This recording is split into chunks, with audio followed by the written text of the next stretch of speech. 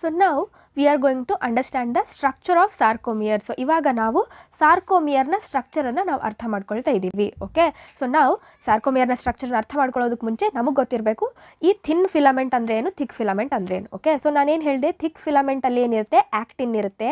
So light band form ಆಗುತ್ತೆ. Thick filament ಅಂತ ಯಾವುದನ್ನು ಕರಿತೀವಿ, ಮಯೋಸಿನ್ ಅನ್ನು ಕರಿತೀವಿ. ಅಲ್ಲಿ ನಮಗೆ ಡಾರ್ಕ್ ಬ್ಯಾಂಡ್ ಫಾರ್ಮ್ ಆಗಿರುತ್ತೆ. ಓಕೆ, ಸೊ ಈ ರೀತಿಯಾಗಿ ಡಾರ್ಕ್ ಬ್ಯಾಂಡ್ ಫಾರ್ಮ್ ಆಗಿರುತ್ತೆ. We know that. Okay, so ಇವಾಗ ಈ ಸ್ಟ್ರಕ್ಚರ್ ಅನ್ನು ಅರ್ಥ ಮಾಡ್ಕೊಳ್ಳೋಣ. ರೈಟ್, ಸೊ ಮೊದಲಿಗೆ ನಮಗೆ ಇಲ್ಲಿ ಏನು ಕಾಣಿಸ್ತಾ ಇದೆ ನೋಡಿ. ಸೊ ದಿಸ್ ಈಸ್ ಆ್ಯಕ್ಟಿನ್, ಹೌದಾ. ಸೊ ಇದು ಆ್ಯಕ್ಟಿನ್, ರೈಟ್. ಸೊ ಇಲ್ಲಿ ಆ್ಯಕ್ಟಿನ್ ಇದೆ. ನೆಕ್ಸ್ಟ್ ಇಲ್ಲಿ ನಿಮಗೆ ಮಧ್ಯದಲ್ಲಿ ಕಾಣ್ತಾ ಇರೋದು ಮಯೋಸಿನ್. ಓಕೆ, ಅರ್ಥ ಆಗ್ತಿದೆಯಾ, ಆ್ಯಕ್ಟಿನ್ ಮತ್ತು ಮಯೋಸಿನ್. ಸೊ ಇದರಲ್ಲಿ ನಿಮಗೆ ಝೆಡ್ ಲೈನ್ ಏನು, A band, I band, H zone ಇದೆಲ್ಲ ಕನ್ಫ್ಯೂಸ್ ಆಗ್ತಾ ಇರ್ಬೋದು. Okay, so let us understand this now. Right, so ಇವಾಗ light bands contain actin. Okay, so ಎಲ್ಲೆಲ್ಲಿ ಲೈಟ್ ಬ್ಯಾಂಡ್ ಇದೆ ಅಲ್ಲಿ ಆ್ಯಕ್ಟಿನ್ ಇರುತ್ತೆ, ಅದನ್ನು ಐ ಬ್ಯಾಂಡ್ ಅಂತ ಕರಿತೀವಿ, that is isotropic band. Next ಎಲ್ಲೆಲ್ಲಿ ಡಾರ್ಕ್ ಬ್ಯಾಂಡ್ ಇದೆ ಅದನ್ನು ಎ ಬ್ಯಾಂಡ್ ಅಂತೀವಿ, that is an isotropic band. ಅದರಲ್ಲಿ ಮಯೋಸಿನ್ ಇದೆ. ಓಕೆ, ಸೊ ದಿಸ್ ಒನ್ ಆಯಿತಾ. ಇಲ್ಲಿ ನೋಡಿ ಬರೀ ಆ್ಯಕ್ಟಿನ್ ಇದೆ, ಹೌದಾ. ಸೊ ದಿಸ್ ಒನ್ ಓನ್ಲಿ ಆ್ಯಕ್ಟಿನ್ ಇರುವಂಥದ್ದನ್ನು ನಾವು ಐ ಬ್ಯಾಂಡ್ ಅಂತ ಕರಿತೀವಿ. ನೆಕ್ಸ್ಟ್ ಮಯೋಸಿನ್ ಇರುವಂತಹ ಭಾಗನ ನಾವೇನಂತ ಕರಿದ್ವಿ, ಎ ಬ್ಯಾಂಡ್ ಅಂತ ಕರಿದ್ವಿ. ಓಕೆ, ಸೊ ಎ ಬ್ಯಾಂಡಲ್ಲಿ ನಮಗೆ ಮಯೋಸಿನ್ ಇದೆ, ಐ ಬ್ಯಾಂಡಲ್ಲಿ ನಮಗೆ ಆ್ಯಕ್ಟಿನ್ ಇದೆ. So I band for actin, A band for myosin. Right, next Z line ಅಂದರೆ ಏನು. ಓಕೆ, ಸೊ ಇಲ್ಲಿ ನಿಮಗೆ ಕಾಣಿಸ್ತಾ ಇದೆಯಲ್ಲ, so this is Z line, ಹೌದಾ. ಸೊ ಝೆಡ್ ಲೈನಿಗೆ ಏನಾಗಿರುತ್ತೆ ಅಂತಂದರೆ ನೀವು ನೋಡಬಹುದು, ಇಲ್ಲಿ ಆ್ಯಕ್ಟಿನ್ ಫಿಲಾಮೆಂಟ್ಗಳು ಅಟ್ಯಾಚ್ ಆಗಿರುವಂತಹ ಲೈನನ್ನೇ ನಾವೇನಂತ ಕರಿತೀವಿ, ಝೆಡ್ ಲೈನ್ ಅಂತ ಕರಿತೀವಿ. Okay, so this line is Z line. ಈ ಕಡೆ ಒಂದು ಝೆಡ್ ಲೈನ್ ಇದೆ, ಈ ಕಡೆ ಒಂದು ಝೆಡ್ ಲೈನ್ ಇದೆ. ಓಕೆ, ನೌ ಈ ಎರಡು ಝೆಡ್ ಲೈನ್ಗಳ ಮಧ್ಯದಲ್ಲಿರುವಂತಹ ಪೋರ್ಷನ್ನನ್ನೇ ನಾವೇನಂತ ಕರಿತೀವಿ, ಸಾರ್ಕೋಮಿಯರ್ ಅಂತ ಕರಿತೀವಿ. ಓಕೆ, ಸೊ ಇಲ್ಲಿ ಕೊಟ್ಟಿದ್ದಾರೆ ನೋಡಿ, between two successive Z lines ಆ ಒಂದು ಫಂಕ್ಷನಲ್ ಯೂನಿಟ್ ಏನಿದೆಯಲ್ಲ ಆಫ್ ಕಾಂಟ್ರಾಕ್ಷನ್, ಇದನ್ನೇ ನಾವು ಸಾರ್ಕೋಮಿಯರ್ ಅಂತ ಕರಿತೀವಿ. ಅರ್ಥ ಆಯ್ತಾ. ಸೊ ರೆಸ್ಟಿಂಗ್ ಸ್ಟೇಟಲ್ಲಿ ಇದ್ದಾಗ ಏನಾಗುತ್ತೆ ಅಂತಂದರೆ ಇವುಗಳು ಪೂರ್ತಿ ಓವರ್ಲ್ಯಾಪ್ ಆಗಿಲ್ಲ ಇವಾಗ ಅಂತ ಕರಿತೀವಿ. ನೋಡಿ, ಓನ್ಲಿ ಮಯೋಸಿನ್ ಇರೋ ಝೋನನ್ನು ಹೆಚ್ ಝೋನ್ ಅಂತ ಕರಿತೀವಿ, ಓನ್ಲಿ ಆ್ಯಕ್ಟಿನ್ ಇರೋ ಝೋನನ್ನು ಐ ಬ್ಯಾಂಡ್ ಅಂತ ಕರಿತೀವಿ. This is in case of rest condition, they are not completely overlapped. Okay, so actin ಹಾಗೂ ಮಯೋಸಿನ್ ಎರಡು ಕಂಪ್ಲೀಟಾಗಿ ಓವರ್ಲ್ಯಾಪ್ ಆಗಿಲ್ಲ. ಹೆಚ್ ಝೋನ್ ನಿಮಗೆ ಇಲ್ಲಿ ನಿಮಗೆ ಕಾಣಿಸ್ತಾ ಇದೆ, ಹೌದಾ. So this is H zone. Okay, so this is H zone, ಇನ್ನೂ ಹಾಗೆ ಇದೆ. ನೆಕ್ಸ್ಟ್ ಇವಾಗ ಕಾಂಟ್ರಾಕ್ಷನ್ ಆಗುವಾಗ, ರೈಟ್. ಸೊ ಕಾಂಟ್ರಾಕ್ಷನ್ ಆಗುವಾಗ ಹೇಗಾಗುತ್ತೆ ಅಂತ ನೋಡೋದಾದರೆ, ಕಾಂಟ್ರಾಕ್ಷನ್ ಆಗಬೇಕಂದಾಗ ಏನಾಗಬೇಕು, ಎರಡು ಒಂದ್ರ ಮೇಲೊಂದು ಓವರ್ಲ್ಯಾಪ್ ಆಗಬೇಕು. ಓಕೆ, ಸೊ ಓವರ್ಲ್ಯಾಪ್ ಆಗೋದು ಅಂತಂದರೆ ಹೇಗೆ, ಇವಾಗ ನೋಡಿ ಈ ರೀತಿಯಾಗಿ ಆಗುತ್ತೆ. Right, see like this. ಇವಾಗ ಫುಲ್ ಆ್ಯಕ್ಟಿನ್ಗಳಿದೆ. ನೆಕ್ಸ್ಟ್ ಅದಾದಮೇಲೆ this is myosin. Okay, so ಕಂಪ್ಲೀಟಾಗಿ ಓವರ್ಲ್ಯಾಪ್ ಆಗೋಗ್ಬಿಡುತ್ತೆ ಆ್ಯಕ್ಟಿನ್ ಹಾಗೂ myosin, like this. Okay, so ಇವಾಗ ಏನಾಯಿತು ನೋಡಿ, ಝೆಡ್ ಲೈನ್ಗಳು ದೇ ಹ್ಯಾವ್ ಕೇಮ್ ಕ್ಲೋಸರ್, ಅಂದರೆ ಝೆಡ್ ಲೈನ್ ಏನಾಯಿತು, ಕಡಿಮೆ ಆಯಿತು, ಹೌದಾ. ಸೊ ಏನಾಯ್ತು ಇವಾಗ ನೋಡಿ, ಸೊ ಇಷ್ಟು ಇದೆ ಝೆಡ್ ಲೈನಿನ ಲೆಂತ್ ಇಷ್ಟಿದೆ. ಓಕೆ, ಸೊ ಝೆಡ್ ಲೈನ್ ಕೂಡ ಕಡಿಮೆ ಆಯಿತು ಇಲ್ಲಿ. ನೆಕ್ಸ್ಟ್ ಅದಾದಮೇಲೆ ಹೆಚ್ ಝೋನ್ ಕೂಡ ಏನಾಯಿತು, ಕಡಿಮೆ ಆಯಿತು. ಇಲ್ಲಿ ಹೆಚ್ ಝೋನ್ ಎಲ್ಲಿದೆ, ಹೆಚ್ ಝೋನೇ ಇಲ್ಲ ಇಲ್ಲಿ ಮಾತ್ರ ಇದೆ H zone, that is only myosin. Right, so contraction ಆಗುವಾಗ ಹೀಗಾಗುತ್ತೆ.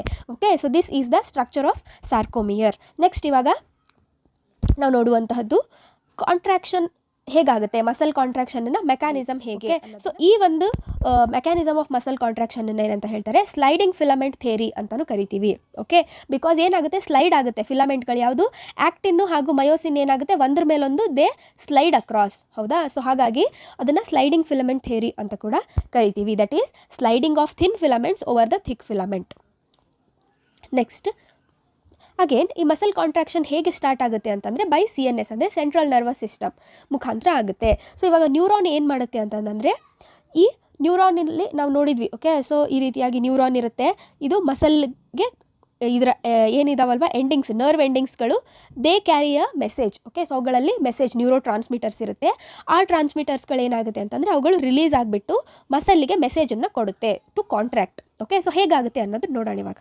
Okay, so there is a junction between neuron and sarcolemma of the muscle fiber is called neuromuscular junction. so ಈ ಜಂಕ್ಷನ್ ನಾವೇನಂತ ಕರಿತೀವಿ, ನ್ಯೂರೋಮಸ್ಕ್ಯುಲರ್ ಜಂಕ್ಷನ್. ಅಂದರೆ ನ್ಯೂರಾನಿನ ending ಹಾಗೂ ಮಸಲ್ಲಿನ layer ಸಾರ್ಕೋಲೆಮ್ಮ ಅಂತಂದರೆ ಅದರ plasma membrane. Okay, so ಇದನ್ನು ನಾವು ನ್ಯೂರೋಮಸ್ಕ್ಯುಲರ್ ಜಂಕ್ಷನ್ ಅಂತ ಕರಿತೀವಿ. ಇಲ್ಲಿ ಸಿಗ್ನಲ್ ರಿಲೀಸ್ ಆಗುತ್ತೆ, ಏನದು, that is neurotransmitter is acetylcholine. Very very important. Again acetylcholine ಅನ್ನುವಂತಹ, ಸೊ ಇಲ್ಲಿ ನಾನು ಡಾಟ್ ತೋರಿಸ್ತಾ ಇದ್ದೀನಲ್ಲ, ಸೊ ಎಸಿಟೈಲ್ ಕೊಲೈನ್ ಅನ್ನುವಂತಹ ಏನು ದಿಸ್ ಅಲ್ಲಿ ಜಸ್ಟ್ ಚೇಂಜ್ ಎಸಿಟೈಲ್ ಕೊಲೈನ್ ಅನ್ನುವಂಥ ನ್ಯೂರೋ ಟ್ರಾನ್ಸ್ಮಿಟರ್ ಏನಾಗುತ್ತೆ ಇಲ್ಲಿಗೆ ರಿಲೀಸ್ ಆಗುತ್ತೆ.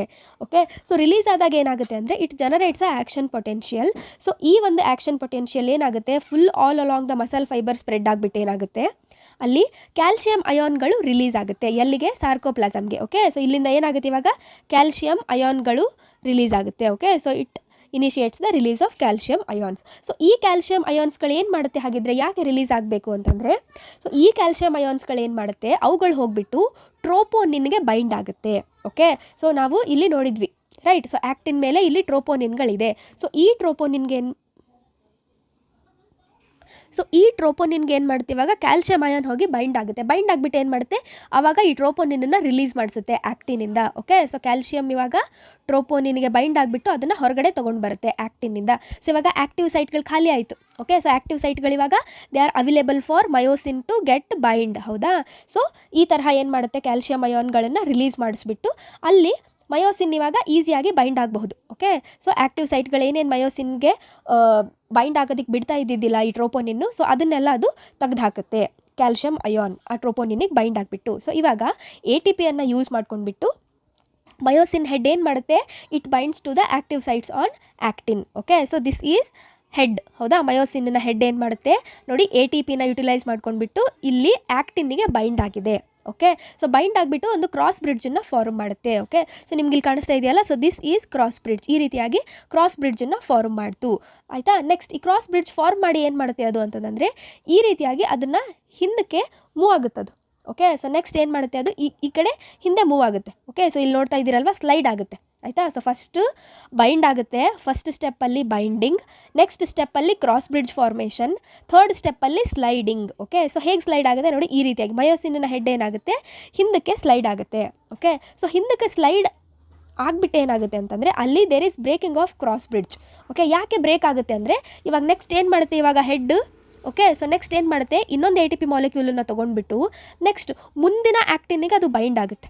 ಓಕೆ, ನೆಕ್ಸ್ಟ್ ಅಗೇನ್ ಮುಂದಿನ ಫಿಲಮೆಂಟ್ ಏನಿರುತ್ತೆ ಮುಂದಿನ ಆ್ಯಕ್ಟಿವ್ ಸೈಟ್ ಏನಿರುತ್ತೆ ಆ್ಯಕ್ಟಿಂದು ಅದಕ್ಕೆ ಬೈಂಡ್ ಆಗುತ್ತೆ. ಓಕೆ, ಸೊ ಅಗೇನ್ ಅದಕ್ಕೆ ಬೈಂಡ್ ಆಗಿಬಿಟ್ಟು ಅಗೇನ್ ಅದಕ್ಕೆ ಅಟ್ಯಾಚ್ ಆಗುತ್ತೆ, ಕ್ರಾಸ್ ಬ್ರಿಡ್ಜ್ ಫಾರ್ಮ್ ಮಾಡುತ್ತೆ, ಅಗೇನ್ ಮತ್ತೆ ಅದನ್ನು ಹಿಂದೆ ಕಳಿಸುತ್ತೆ, ಮತ್ತೆ ನೆಕ್ಸ್ಟ್ ಇನ್ನೊಂದಕ್ಕೆ ಬೈಂಡ್ ಆಗುತ್ತೆ. ಓಕೆ, ಸೊ ಈ ರೀತಿಯಾಗಿ ಸ್ಲೈಡಿಂಗ್ ಆಗ್ತಾ ಏನಾಗ್ತಾ ಇದೆ ಇಲ್ಲಿ ನೋಡಿ ನಮಗೆ ಆ್ಯಕ್ಟಿನನ್ನು ಅದು ಈ ರೀತಿಯಾಗಿ ಮೂವ್ ಮಾಡ್ತಾ ಇದೆ. Okay, so I'll just show here.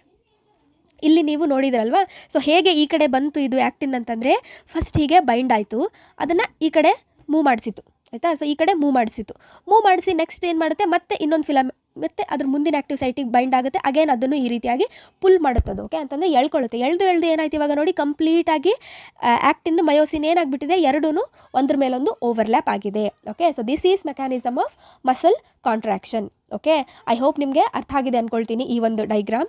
Next so ಇದರಿಂದ ಏನಾಗುತ್ತೆ ಇವಾಗ A band towards the centre ಅದೀಗ ಈ ರೀತಿಯಾಗಿ ಪುಲ್ ಆಗಲ್ಪಡುತ್ತೆ. ಓಕೆ, ಸೊ ಆ್ಯಕ್ಟಿನ್ ಸೈಟ್ ಏನಿದೆ ಅದನ್ನು ಹೀಗೆ ಬೈಂಡ್ ಆಗಿಬಿಟ್ಟು ಏನು ಮಾಡುತ್ತೆ ಅದು ಈ ರೀತಿಯಾಗಿ ಮೂವ್ ಮಾಡ್ತಾ ಹೋಗುತ್ತೆ. ಸೊ ಸೆಂಟರಿಗೆ ಮೂವ್ ಆಗ್ತಾ ಹೋದಂಗೆ ಏನಾಗುತ್ತೆ ಇವಾಗ Z ಲೈನ್ ಕೂಡ ಏನಾಗುತ್ತೆ it is also pulled inwards. ಯಾಕಂದರೆ ಆ್ಯಕ್ಟಿನ್ಗಳು ಅಟ್ಯಾಚ್ ಆಗಿರೋದು Z ಲೈನ್ಗೆ. ಸೊ ಇವುಗಳು ಈ ಕಡೆ ಮೂವ್ ಆಯಿತು ಅಂತಂದರೆ ಆಬ್ವಿಯಸ್ಲಿ Z ಲೈನ್ ಕೂಡ ಏನಾಗುತ್ತೆ ಮೂವ್ ಆಗುತ್ತೆ. Okay, so this causes the shortening of sarcomere ಅಂದರೆ ಕಾಂಟ್ರಾಕ್ಷನ್. ಸೊ ಇವಾಗ ನೋಡಿ ಈ ಸಾರ್ಕೋಮಿಯರ್ನ ಲೆಂತ್ ಏನಾಯಿತು ಕಡಿಮೆ ಆಯಿತು. ಹೌದಾ? ಮುಂಚೆ ಇಷ್ಟು ಅಗಲ ಇತ್ತು, ಇವಾಗ ಏನಾಯಿತು ಚಿಕ್ಕದಾಯಿತು. ಓಕೆ, ನೆಕ್ಸ್ಟ್ ಐ ಬ್ಯಾಂಡ್ ಏನಿದಾವಲ್ಲ, ಸೊ ಅಗೇನ್ ಐ ಬ್ಯಾಂಡ್ ಕೂಡ ರೆಡ್ಯೂಸ್ ಆಗುತ್ತೆ. ಬಿಕಾಸ್ ಐ ಬ್ಯಾಂಡ್ ಅಂದ್ರೇ ಏನು ನಮಗೆ ಓನ್ಲಿ ಆ್ಯಕ್ಟಿನ್ ಇರೋದು. ಓಕೆ, ಸೊ ಇವಾಗ ಬರೀ ಆ್ಯಕ್ಟಿನ್ ಎಲ್ಲಿದೆ ಪೂರ್ತಿ ಮಯೋಸಿನ್ ಅದನ್ನು ಓವರ್ಲ್ಯಾಪ್ ಮಾಡಿಬಿಟ್ಟಿದೆ. ಓಕೆ, ಸೊ ಹಾಗಾಗಿ ಐ ಬ್ಯಾಂಡ್ ರೆಡ್ಯೂಸ್ ಆಗುತ್ತೆ ಆ್ಯಂಡ್ A ಬ್ಯಾಂಡ್ ಹಾಗೆ ಇರುತ್ತೆ. ಓಕೆ, ಸೊ A ಬ್ಯಾಂಡ್ ಅಂದರೆ ಏನು ಮಯೋಸಿನ್ ಇರೋದು, ಬಿಕಾಸ್ ಮಯೋಸಿನ್ ಹಾಗೆ ಇದೆ ರೈಟ್. ಸೊ ಹಾಗಾಗಿ A ಬ್ಯಾಂಡ್ ಹಾಗೆ ಇರುತ್ತೆ. ನೆಕ್ಸ್ಟ್ ಇದರಲ್ಲಿ ATP ಏನು ಮಾಡುತ್ತೆ ATP break downs into ADP and P. Okay, so again relax ಆಗಿ ನೆಕ್ಸ್ಟ್ ಮತ್ತೆ ಇನ್ನೊಂದು ATP ಬೈಂಡ್ ಆಗುತ್ತೆ ಈ ರೀತಿಯಾಗಿ. ಹೌದಾ? ಸೊ ಅಗೇನ್ ಇನ್ನೊಂದು ATP ಬೈಂಡ್ ಆಗುತ್ತೆ ಈ ರೀತಿ, ಅಗೇನ್ ಕ್ರಾಸ್ ಬ್ರಿಡ್ಜ್ ಫಾರ್ಮ್ ಮಾಡುತ್ತೆ. ಓಕೆ, ನೆಕ್ಸ್ಟ್ ಈ ರೀತಿಯಾಗಿ ಅದನ್ನು ಸ್ಲೈಡ್ ಮಾಡುತ್ತೆ, ಮತ್ತೆ ಬ್ರೇಕ್ ಆಗುತ್ತೆ ಆ್ಯಂಡ್ ಅಗೇನ್ ಇನ್ನೊಂದಕ್ಕೆ ಏನಾಗುತ್ತೆ ಅದು ಅಟ್ಯಾಚ್ ಆಗ್ತಾ ಹೋಗುತ್ತೆ. Okay, so this continues. ಎಲ್ಲಿವರೆಗೂ ಕಂಟಿನ್ಯೂ ಆಗುತ್ತೆ ಎಲ್ಲಿವರೆಗೂ ಅದಕ್ಕೆ ಕ್ಯಾಲ್ಶಿಯಂ ಅಯಾನ್ಸ್ಗಳು ರಿಲೀಸ್ ಆಗ್ತಾನೆ ಇರುತ್ತೆ, ಸಿಗ್ನಲ್ ಬರ್ತಾನೆ ಇರುತ್ತೆ, ಅಲ್ಲಿವರೆಗೂ ಈ ರೀತಿಯಾಗಿ ಆಗುತ್ತೆ. ಸೊ ಇವಾಗ ನಮಗೆ ಕಾಂಟ್ರಾಕ್ಷನ್ ಸಾಕು ಅಂತ ಅನಿಸಿದ ತಕ್ಷಣ ಏನಾಗುತ್ತೆ ಕ್ಯಾಲ್ಶಿಯಂ ಅಯಾನ್ ರಿಲೀಸ್ ಆಗೋದು ನಿಂತು ಹೋಗುತ್ತೆ, ವಾಪಸ್ ಟ್ರೋಪೋನಿನ್ ಬಂದುಬಿಟ್ಟು ಆ್ಯಕ್ಟಿನ್ ಮೇಲೆ ಬಂದು ಕೂತ್ಕೊಳ್ಳುತ್ತೆ. ಅಗೇನ್ ಇವಾಗ ಮಯೋಸಿನ್ ಆ್ಯಕ್ಟಿನಿಗೆ ಬೈಂಡ್ ಆಗೋಕ್ಕಾಗಲ್ಲ, ಕಾಂಟ್ರಾಕ್ಷನ್ ಅಲ್ಲಿಗೆ ನಿಂತು ಹೋಗುತ್ತೆ. Okay, so this is the ಹೇಗೆ ಮಸಲ್ ಕಾಂಟ್ರಾಕ್ಷನ್ ಆಗುತ್ತೆ ನೋಡಿ. ರಿಲ್ಯಾಕ್ಸ್ಡ್ ಸ್ಟೇಟಲ್ಲಿದ್ದಾಗ Z ಲೈನ್ ನೋಡಿ ಈ ರೀತಿಯಾಗಿ ಅಗಲ ಇದೆ, ಐ ಬ್ಯಾಂಡ್ ಇದೆ, H ಝೋನ್ ಇದೆ, A ಬ್ಯಾಂಡ್ ಇದೆ. ಓಕೆ. ನೆಕ್ಸ್ಟ್ ಕಾಂಟ್ರಾಕ್ಷನ್ ಆಗುವಾಗ ಏನಾಗುತ್ತೆ ನೋಡಿ, ಝೆಡ್ ಲೈನ್ ಕಡಿಮೆ ಆಯಿತು, ಹೌದಾ. ಸೊ ಝೆಡ್ ಲೈನ್ನ ಲೆಂತ್ ನೋಡಿ ಕಡಿಮೆ ಆಯಿತು, ಆಯಿತಾ.